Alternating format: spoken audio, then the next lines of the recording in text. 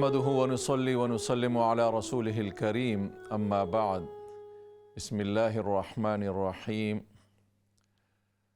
الحج اشهر معلومات فمن فرض فيهن الحج فلا رفث ولا فسوق ولا جدال في الحج صدق الله العظيم۔ ناظرین کرام، حج ارکان اسلام میں 5واں رکن ہے اور بہت ہی اہم ترین رکن ہے۔ اللہ تبارک و تعالی نے یہ حج کی فرضیت اور حج فرض کر کے ہم کو سب کو یہ موقع دیا کہ ہم وہاں پر جا کر اور ان مقامات مقدسہ کی زیارت کریں، اور وہ مناظر ہماری آنکھوں کے سامنے ہوں کہ جب ایک حاجی یہاں سے چلتا ہے اور وہ یہ سفر طے کرتا ہے، جو اس کے فضائل ہیں، جو اس کا اجر و ثواب ہے، وہ تو اپنے اپنے مقام پر ہے اور اس کی بہت بڑی اہمیت ہے۔ اس کے لیے تو اتنا ہی کافی ہے کہ رسول اللہ صلی اللہ علیہ وسلم نے ارشاد فرمایا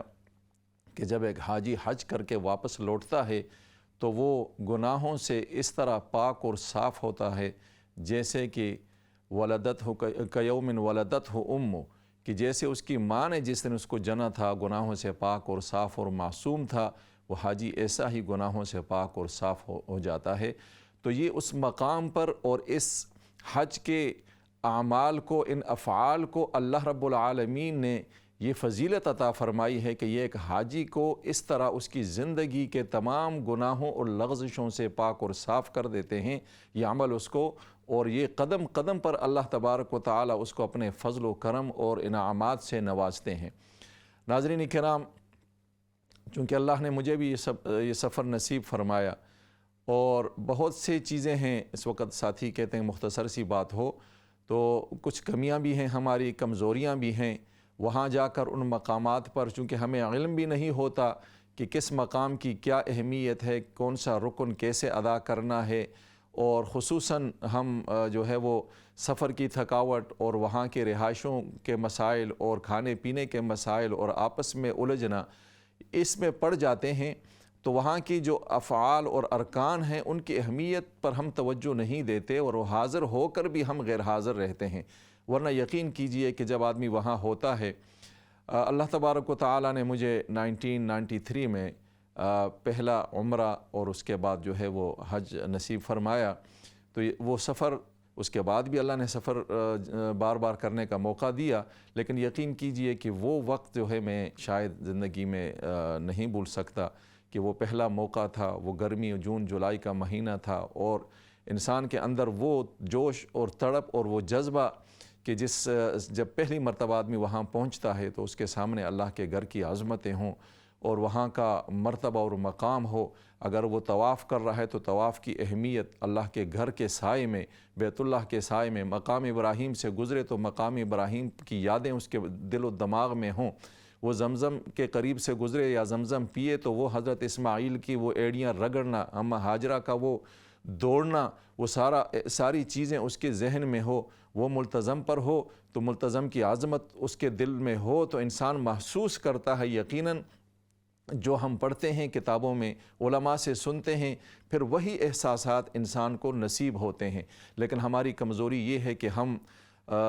آپس کے معاملات میں الجھ جاتے ہیں، ان چیزوں سے ہماری جو ہے وہ صرف نظر کر دیتے ہیں اور توجہ نہیں دیتے۔ ورنہ جب انسان وہاں کا سفر کرتا ہے، اسی طرح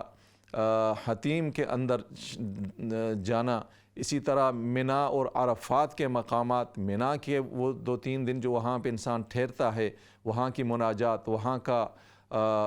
وہ سارا منظر، حضرت ابراہیم اور اسماعیل کا وہ سفر، وہ قربانی، ان کا وہ ٹھہرنا اور شیطان کو کنکریاں مارنا، اس کا وہ سارا منظر انسان کے سامنے ہو تو انسان وہاں کی وہ چیزیں ساری محسوس کرتا ہے، اپنے آپ کو اس مقام پر پاتا ہے۔ عرفات میں رسول اللہ صلی اللہ علیہ وسلم کی وہ دعائیں، وہ مناجات، اور رکن اعظم ہے حج کا، وہاں پر جو ہے وہ ہمارا یعنی حجاج کا اکٹھے ہونا، یہ وہ دن کہ جس کے بارے میں رسول اللہ صلی اللہ علیہ وسلم نے فرمایا کہ شیطان سب سے زیادہ جو رسوا ہوتا ہے اور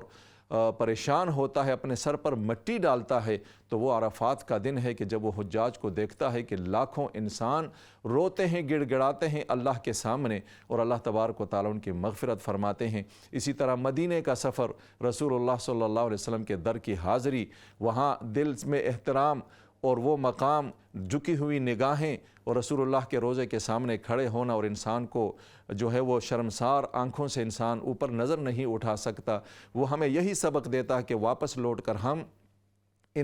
اس دن کو یاد رکھیں کہ آج اس مقام پر جا کر ہم حاضری نہیں دے سکے اور ہم شرمسار تھے، تو اللہ کے سامنے جب حقیقتاً ہم حاضر ہوں گے قیامت کے دن، تو پھر ہمیں اس دن کی تیاری کرنی چاہیے۔ یہ حج کا سفر بہت ہی بہترین، بہت ہی فضیلتوں والا سفر ہے۔ اللہ تبارک و تعالی ہم سب کو بار بار نصیب فرمائے، اور میری حجاج سے یہی گزارش ہوگی کہ اپنے سفر کے دوران وہاں کی عظمتوں کا خیال رکھیں، باقی ساری چیزوں کو بھول جائیں، جس مقصد کے لیے گئے ہیں اس مقصد کو سامنے رکھیں، تو آپ یقیناً ان لذتوں کو اور وہاں کی روحانیت کو محسوس کریں گے، اور آپ دیکھیں گے، آپ کو محسوس ہوگا کہ میں کہاں کھڑا ہوں اور کہاں آیا ہوں۔ اللہ تبارک و تعالی سب حجاج کا سفر قبول فرمائے، اور اللہ تبارک و تعالی جو حضرات جا چکے ہیں ان کو بھی بار بار لے جائے، جو نہیں گئے اللہ تبارک و تعالی ان کے بھی سفر حج اور سفر عمرہ کا انتظام فرمائے، اور اللہ تبارک و تعالی ہم سب کو بار بار اپنے گھر کی حاضری نصیب فرمائے۔ وما علینا الا البلاغ۔